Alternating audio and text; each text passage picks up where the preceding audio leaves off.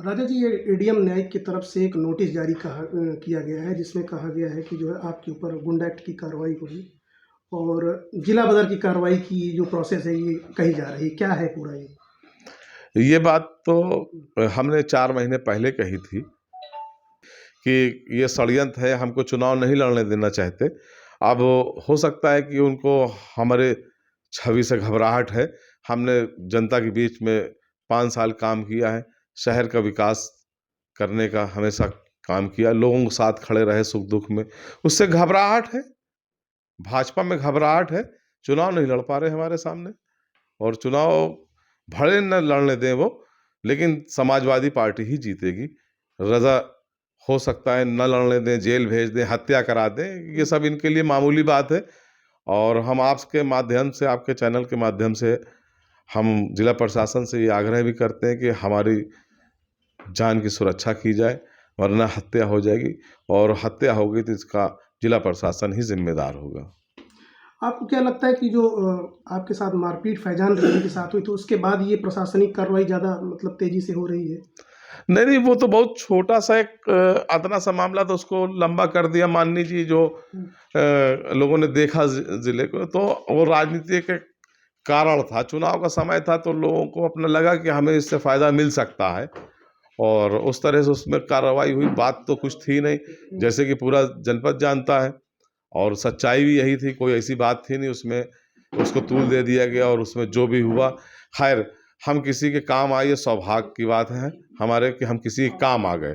और मैं ईश्वरवादी हूँ, ईर्ष्यावादी नहीं हूँ। हुँ, ये होता है राजनीति में, लेकिन ये जो ईर्ष्या के कारण हो रहा है, ये गलत काम है कि किसी के आप मौलिक अधिकार को छीनेंगे, किसी को चुनाव नहीं लड़ने देंगे, किसी को सांस नहीं लेने देंगे, हुँ। किसी को आप जीने नहीं देंगे, तो ये तो बड़ी बड़ी दुर्भाग्यपूर्ण बात है और ये संविधान का खत्म करने का काम हो रहा है। बड़ा अफ़सोस होता है, क्या राजनीति में सत्ता आती जाती नहीं है? आप वो दृश्य दिखा रहे हैं, लोगों को सिखा रहे हैं। हो सकता है बहुत से लोग अच्छे होते हैं, बहुत से खराब होते हैं, लेकिन इसका परिणाम अच्छा नहीं है। भविष्य में आने वाले इस देश के लिए बहुत ये हानिकारक चीज़ है। विधानसभा चुनाव के दौरान भी जो है आपको जेल में रखा गया था, उस बीच में भी। आप चुनाव लड़ना भी चाह रहे थे, शायद आपने टिकट के लिए माँग भी की थी विधानसभा चुनाव की। मसला ये है कि अब उनको क्यों घबराहट है? या भाजपा को घबराहट है या भाजपा के नेताओं को घबराहट है? क्या घबराहट है ये तो वही बता सकते हैं, क्योंकि हम तो घबराते नहीं। देखिए साहस के साथ जब से खड़े और खड़ा रहूँगा मरते दम तक। ये चिंता ना करें, ये ना सोचें कि मैं जेल जाने के बाद चुनाव नहीं लड़ूँगा। चुनाव तो लड़ना तय है। हमारे प्राण के बाद, प्राण त्याग देने के बाद ही हम चुनाव, क्योंकि राजनीति करना ये एक मौलिक अधिकार है। अपनी बात को कहना और जनता की बात को पहुँचाना शीर्ष नेतृत्व तक, जो आपकी प्रदेश की पंचायत होती है, जो जिले की पंचायत है या देश की पंचायत है, वहाँ तक बात को पहुँचाना जनता का ये हमारा दायित्व है।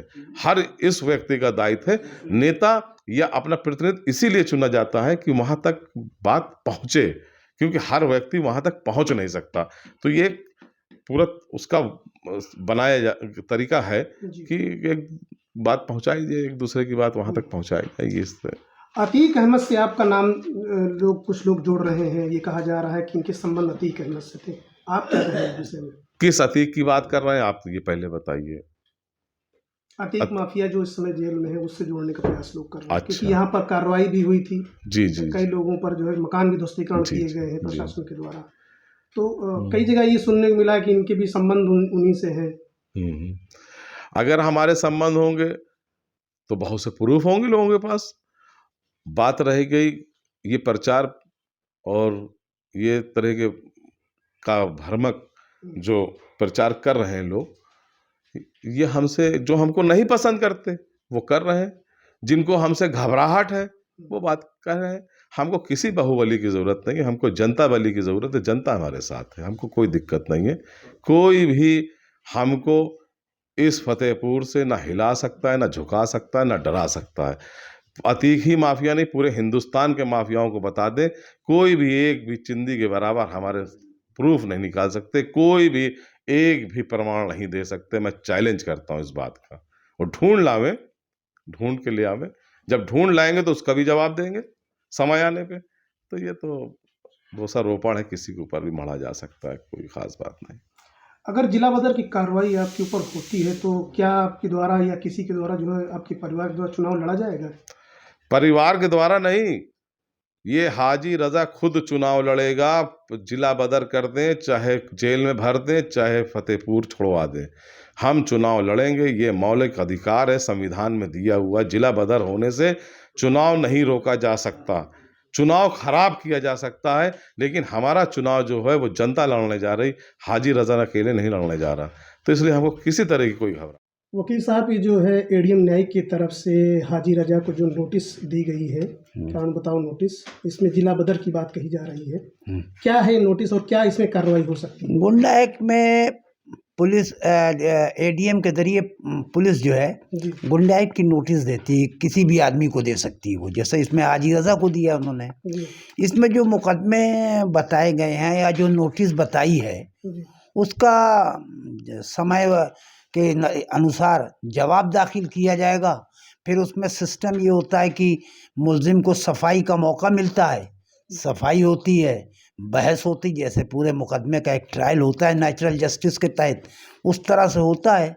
बदर होने से कोई बहुत बड़ी प्रॉब्लम आज प्रशासन समझ रहा है, लेकिन कानून में ऐसी कोई मामला है नहीं। अच्छा चुनाव लड़ने से कोई थोड़ी ना किसी को रोक पाएगा, वो उसका फंडामेंटल राइट है किसी भी आदमी का, जी संविधान में दिया है।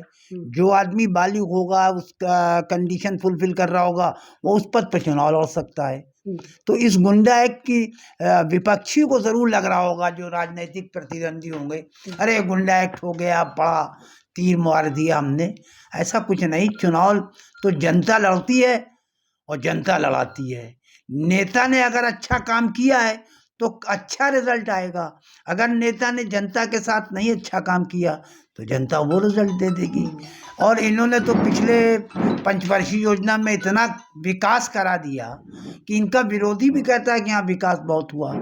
अब अटल बिहारी वाजपेयी का पार्क बनवाने के बाद अगर भारतीय जनता पार्टी इनको गुंडा एक्ट की नोटिस दे रही है तो ये भारतीय जनता पार्टी के चिंता का विषय होगा कि जो आदमी वाजपेयी जी के मान सम्मान में इतना कर रहा हो, उसी को जलील करने के लिए ये नोटिस दी जा रही है। एक स्तंभ थे, आज भारतीय जनता पार्टी जहाँ खड़ी है वो वाजपेयी जी की देन है। और उनके नाम पे बनाने वाले पार्क, उनके नाम पे बनने वाले पार्क जिस पार्टी के लोगों ने बनाया, उस पार्टी को जेल जाना पड़े या चुनाव लड़ना पड़े, ये खुद उनको चिंता करनी चाहिए। भारतीय जनता पार्टी को अपना मनन करना चाहिए कि शायद वो पथ विमुख हो गए हैं अपने।